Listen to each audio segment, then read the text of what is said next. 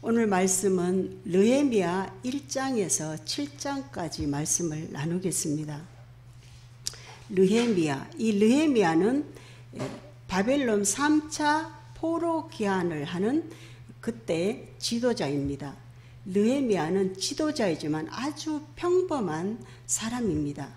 지난주에 1차로 지도자로 온 사람은 스룹바벨이었죠. 이 스룹바벨은 다윗 왕가의 후손입니다.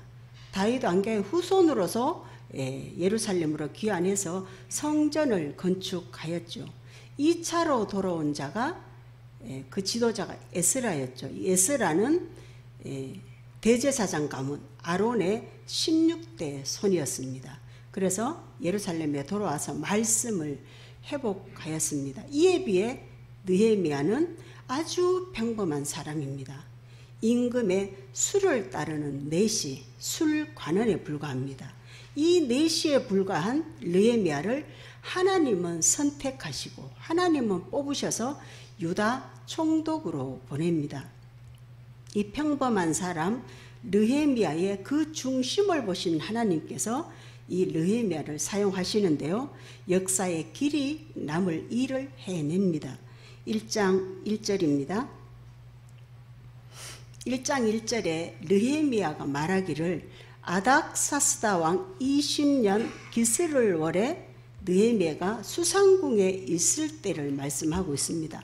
아닥사스다 왕 20년이라는 것은 에스라로부터 13년이 흘렀습니다. 에스라는 아닥사스다 왕 7년 때에 2차 포로 귀환을 했으니까 20년이면 13년이 지난 시점입니다.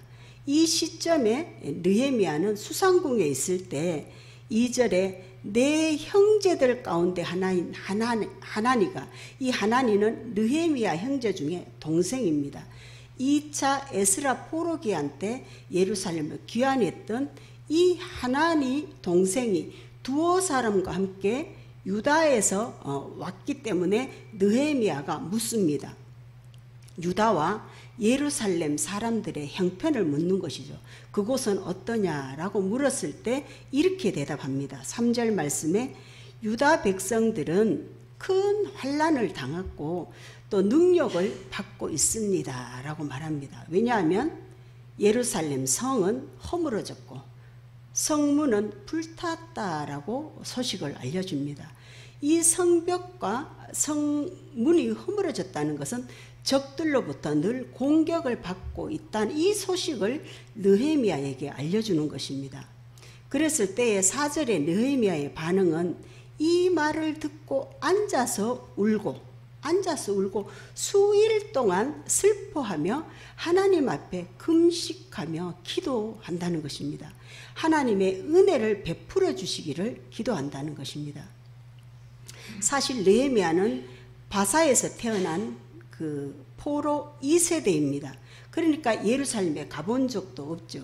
그런데 그 동생의 소식을 듣고 가슴을 아파한다는 것입니다. 느헤미야가 술관원이었기에 바사에서 살아가는데 아무런 불편함이 없는 사람입니다. 그런데 동족을 위해 아파한다는 것입니다. 에스라서와 느헤미야서는 공동체에 관한 책입니다. 그래서 이 느헤미야는 부모로부터 들어왔던 이 신앙 공동체, 부모에게 들었던 신앙 공동체를 생각한 것이라 할 수 있습니다. 그래서 느헤미야는 금식하며 기도한다는 것입니다. 금식한다는 것, 우리 금식을 거의 다 경험이 있지요. 금식한다는 건 어떤 것입니까? 외부로부터 오는 것을 금한다. 밥을 먹지 않는다. 이라는 것은 외부로부터 오는 것을 모두 차단하겠다.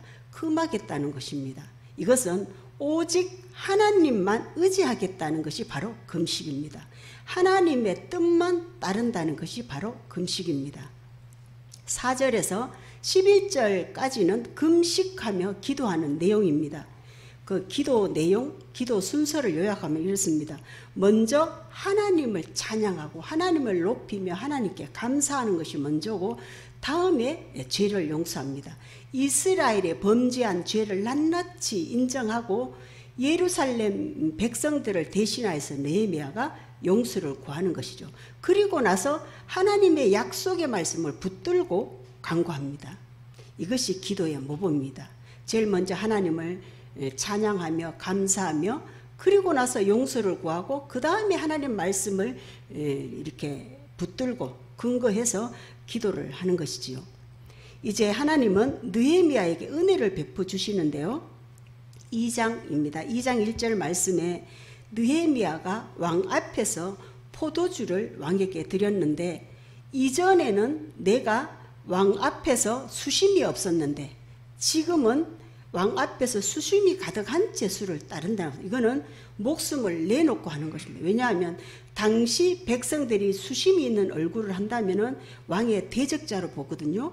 그런데 아닥사스다 왕은 수심이 가득한 느헤미야에게 이유를 묻습니다. 왜 그러냐?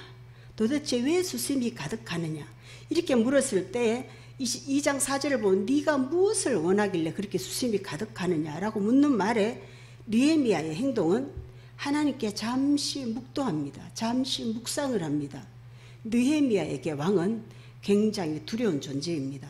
그래서 하나님 은혜를 베풀어 주시기를 구한 다음에 왕에게 대답하기를 5절 말씀에 왕이 만일 좋게 여기거든 이스라엘 성을 건축하게 하옵소서.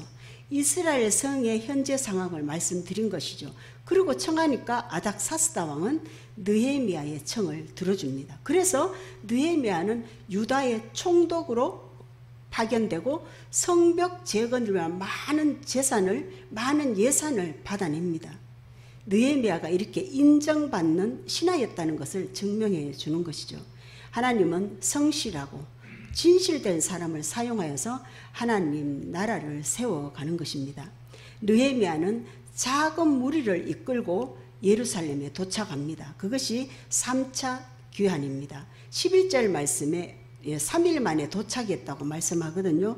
3일 만에 도착해서 제일 먼저 한 것은 성벽을 둘러봅니다. 2장 12절 말씀에 하나님께서 예루살렘을 위해 무엇을 할 것인지 내 마음에 주신 것을 아무에게도 말하지 아니하고 밤에 일어나 몇몇 신하들 사람들과 함께 미리 정탐을 합니다.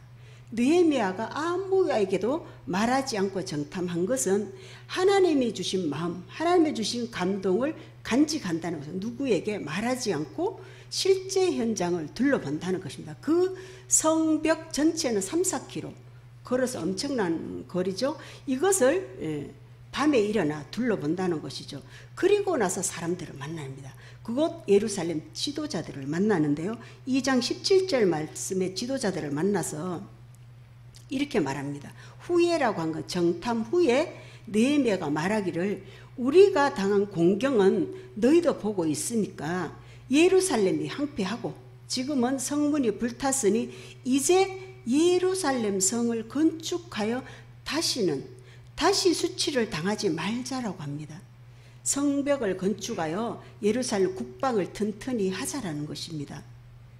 이제 3장에서는 3차 포로 기한 때 제사장들과 함께 들어왔음을 말씀하는데요. 제사장들과 함께 양문을 건축하고 문짝도 달고 성벽도 건축하여 함메아 망대에서부터 하나엘 망대까지 성별하고 조금 어렵기도 하죠. 성별하고는 우리도 알다시피 거룩한 성으로 하자.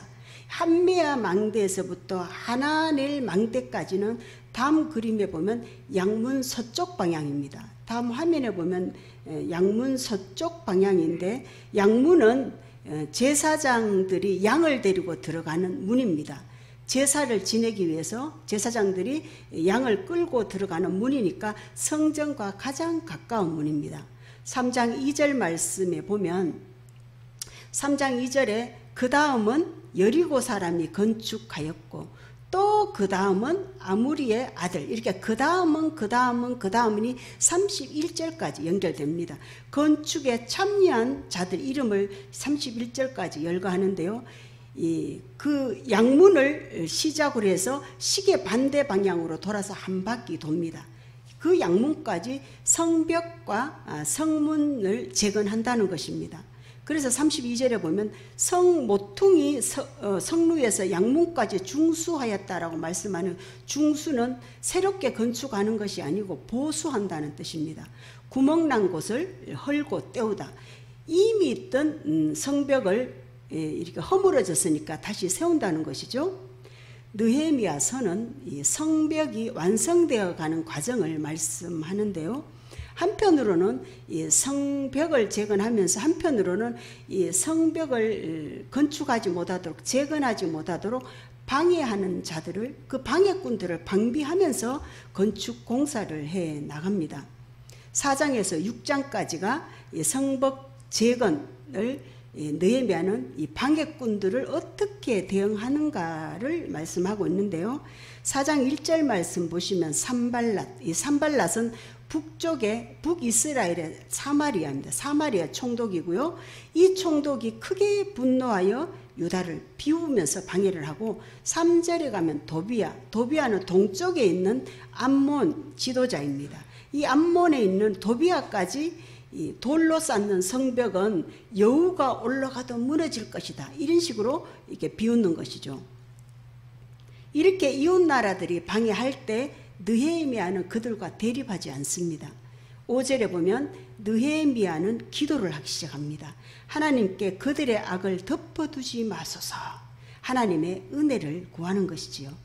6절에는 이제 성 건축이 절반까지, 성벽 건축이 절반까지 복구되었을 때 방해꾼들은 이제 사방에서 연합을 하는데요. 7절에 보면 산발락과 도비야, 아라비아 사람은 남쪽이고 암몬 사람은 동쪽, 아스돗 사람은 서쪽, 동서남북에서 듣고 심히 막 분노하고 방해를 하는 것이죠. 다음 표를 보면, 다음 표에 1장에서 6장까지 여러 차례 성벽 재건을 방해하는 대적자들이 나타나는데 저희들이 그냥 지나왔지만, 2장에 보더라도 느헤미야가 성벽을 준비할 때부터 이미 주변국 리더들이 근심하며 불편한 마음을 드러냅니다. 그런데요, 느헤미야는 전혀 신경 쓰지 않는다는 것입니다. 하나님의 사명을 완수해 나가는데요, 갈수록 더 교묘하고 갈수록 더 심한 방해를 하는데도 대응을 하지 않다가 느헤미야가 이제 대응하는 모습을 볼 수 있는데요. 사단의 이 모양을 바꿔가면서 늘 공격하는 것을 대응을 하는데, 먼저 대응이 4장 9절에 하나님께 기도하면서, 기도만 하는 것이 아니라 밤낮으로 성벽 재건을 해 나갑니다. 16절에 보면 절반은 일하고 절반은 갑옷을 입고 창과 방패와 활을 가지고, 민장은 파수꾼을 의미합니다. 민장은 유다의 온 족속을 뒤에서 지켜가면서 대응합니다. 절반은 성벽을 재건하고 절반은 대적들을 막아서는 역할을 느헤미야의 지도하에 한다는 것이죠. 이렇게 대적들의 공격에도 굴하지 않고 성벽이 잘 지어져 갔습니다. 성벽이 잘 지어져 가는 중에 이제 그 내부 안에 내부적인 갈등이 일어나는 것이 5장입니다. 5장은 형제들 내부 갈등으로 백성들의 원망이 커지기 시작합니다. 그 원망 내용이 2절 말씀에, 어떤 사람은 자녀가 많아서 양식을 얻어 먹어야만 살 수 있다고 원망을 하고, 3절에 어떤 사람은 밭과 집과 포도원을 저당 잡히고도 흉년이라 곡식을 구하기 힘들다고 원망을 하고, 4절에 또 어떤 사람은 돈을 빚을 내어서 세금을 바쳐야 하니까, 정부에 세금을 바쳐야 하니 살 수가 없다고 원망을 하는 것입니다. 이 느헤미야의 대응은 7절에 느헤미야는 깊이 생각을 합니다. 생각을 하고 귀족들과 민장들을 꾸짖기 시작합니다. 귀족들과 민장들은 사회 지도층입니다. 이 지도층을 책망하는 것은 형제들을 돌보지 않았다고 책망을 합니다. 13절까지 계속 느헤미야가 그 사회 지도층을 꾸짖는데요. 요약하면 이렇습니다. 백성들은 흉년으로 먹고 살기가 힘들어 이제 빚을 얻을 수밖에 없겠죠. 빚을 얻어서 생활하는데, 그런데 귀족들과 민장들은 백성들을 대상으로 고리대금을 받아서 호황을 누리는 것입니다. 백성들은 이제 빚을 갚을 수 없게 되는 지경까지 이르니까 자식을 종으로 팝니다. 자식을 종으로 팔아야 하는 상황에까지 이르렀습니다. 그래서 느헤미야는 귀족들을 꾸짖는 것입니다. 형제들에게 높은 이자를 취하는 귀족들에게 꾸짖으면서 이자를 금하도록 합니다. 또 저당 잡은 물건들을, 저당 잡은 뭐 밭이나 포도원이나 집이나 이러한 것을 다 돌려주도록 했습니다. 이렇게 한 것은 신명기 23장에 보면 모세 율법에 신명기 23장의 말씀을 근거해서 꾸짖는 것입니다. 이렇게 훌륭한 느헤미야는 이 외에도 느헤미야의 훌륭한 점을 볼 수 있는데요. 5장 14절입니다. 5장 14절에 총독의 녹을 먹지 않았다는 것입니다. 총독의 녹은 그 바사로부터 받은 급여, 임금이라고 할 수 있죠. 왜냐하면 백성들의 성벽 재건이 중요했고 또한 흉년이 겹쳤기에 백성들을 위해서 바사 제국으로 받은 녹을 자기에게 꼭 필요한 것만 사용하고 그 성벽을 위해 사용했다는 것입니다. 느헤미야 이전 총독들과는 달랐다고 말씀하고 있습니다. 15절 말씀에 5장 15절 말씀에 나보다 먼저 있었던 총독들은 백성에게서 양식과 포도주와 은 40개를 빼앗았다고 말씀하고 있습니다.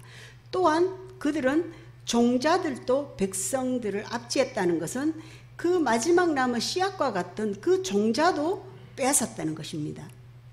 그런데 이전 총독들은 그렇게 했지만 나는 느헤미야는 하나님을 경외함으로 이같이 행하지 아니하였다라고 말씀합니다.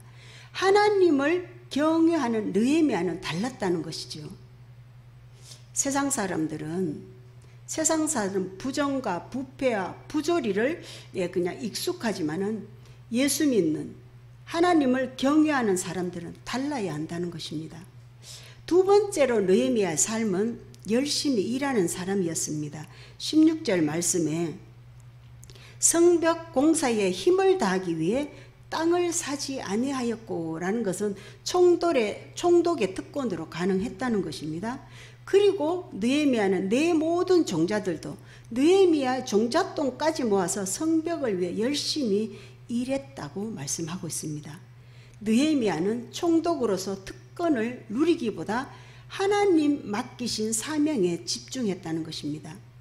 17절 말씀에 평소 느헤미야 그 상에는 유다 사람들과 민장들이 사회 지도자층이 150명 있었고 그 외에도 느헤미야에게 잘 보이려는 사람들이 많이 몰렸습니다.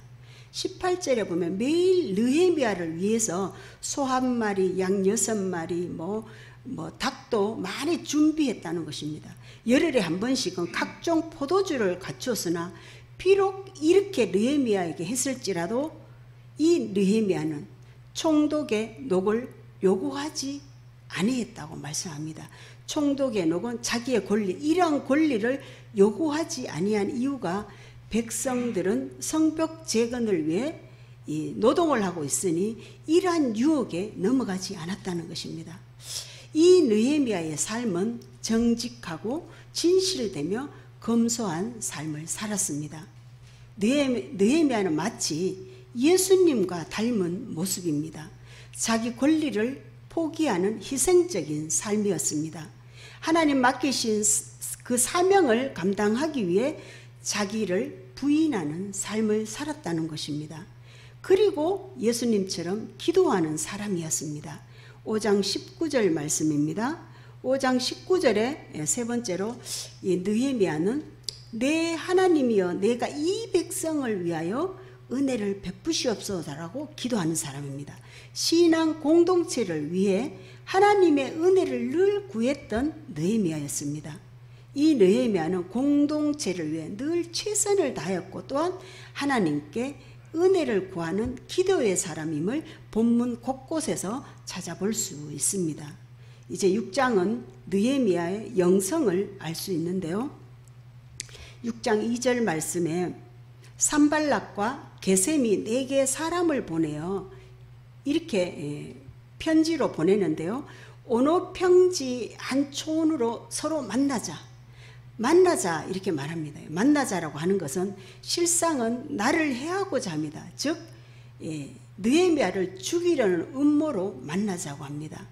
대적자들은 성벽을 준비할 때부터 또 방해를 했고, 또 공사가 반쯤 중간쯤 했을 때도 방해를 했고, 지금 성벽 완공을 앞두고도 방해를 합니다. 그 그림과 같이 사면에서 유다는 중앙에 있고, 동쪽은 암몬 지도자 도비아죠. 서쪽은 아스돗 블레셋에 속한 아스돗, 남쪽은 아라비아 게셈, 북쪽은 사마리아 총독 산발라. 이 사방에서 방해를 하는 것이죠. 이제 느헤미야를 이들이 죽이려는 음모를 하는 것입니다. 느헤미야를 만나자고 편지를 한 번도 아니고 두 번도 아니고 5번까지 이 편지를 보내지만 느헤미야는 자기를 죽일 음모를 한다는 것을 알아차립니다. 기도의 사람이니 영성이 영적으로 깨어있는 사람이니 그 죽일 음모를 알아차리는 것이죠. 대적자들의 방해는 일관되었습니다. 계속 방해를 하였지만 결국엔 성벽은 완공됩니다. 6장 15절에 52일 만에 성벽은 완공되었습니다. 16절에 보면은 하나님의 이 놀라운 역사를 보며 유다를 둘러싼 민족들이, 유다를 둘러싼 아까 화면처럼 사방에서 민족들이 하나님을 다 두려워합니다. 자신들이 방해를 해도 성벽을 이렇게 이끄시는 하나님의 놀라운 역사를 보고 다 하나님을 두려워한다는 것이죠. 7장 1절에서 4절까지는 예루살렘 치안 책임자를 세우는 말씀입니다. 성벽이 완공됐고 거기를 다스리는 지도자를 세우는데 2절에 보면 느헤미야 동생 하나니야를 책임자로 세웁니다. 이 하나니야는 처음에 유다에서 성벽이 헐어졌다, 성문이 불탔다는 이 고향의 소식을 느헤미야에게 형에게 알려준 인물입니다. 7장 5절에서 쭉 끝까지 보면 하나님은 느헤미야에게 감동을 주어서 이 포로 귀한 자들에게 인구조사를 실시하라는 말씀으로 이 7장은 마무리됩니다. 느헤미야는 평범한 사람이었습니다. 이 평범한 사람이지만 공동체를 늘 생각했던 사람입니다. 예수님처럼 맡은 사명을 감당하기 위해 자기를 부인하는 십자가의 영성을 지닌 삶이었습니다. 이러한 느헤미야에게도 사단의 공격은 늘 있었습니다. 우리에게도 마찬가지죠. 우리에게도 다양한 모양으로 사단의 공격은 곳곳에서 도사리고 있습니다. 하나님과 멀어지도록, 우리 각자가 하나님과 멀어지도록 하는 것이죠. 이때 우리는 일상생활을 하면서 또한 하나님께 내게 은혜를 베푸시옵소서라고 기도하는 저와 여러분이 되기를 소망합니다. 또한 이 교회 공동체를 방해하는 세력이 있음을 우리는 기억해야 합니다. 저와 여러분은 우리 교회가 약속한, 우리 공동체가 약속한 예배, 우리 교회가 약속한 구제와 교육, 우리 교회가 약속한 이 기도회를 끝까지 지켜 나갑시다. 이것이 나 자신을 살리고 다음 세대를 세우는 것임을 믿으시기를 바랍니다. 기도드리겠습니다. 은혜 베풀어 주시기를 기뻐하시는 하나님 아버지, 우리 모두는 하나님 은혜가 아니면 살아갈 수 없음을 고백합니다. 아버지, 우리는 늘 사단의 공격을 받고 있음을 인식합니다. 그러함에도 오늘 예배 가운데 나온 사랑하는 백성들을 보시고 축복하여 주시옵소서. 하나님 아버지, 삶의 자리에서도 승리하길 원합니다. 주님, 우리의 연약함을 날마다 만져주시고 하나님 은혜로 승리하는 삶을 살아내게 인도하여 주시옵소서. 이 영성으로 공동체를 세우며 다음 세대를 세워나갈 은총 또한 허락하여 주시옵소서. 날마다 때마다 성령님 인도함 받길 원하오며 예수 그리스도 이름으로 기도드립니다. 아멘.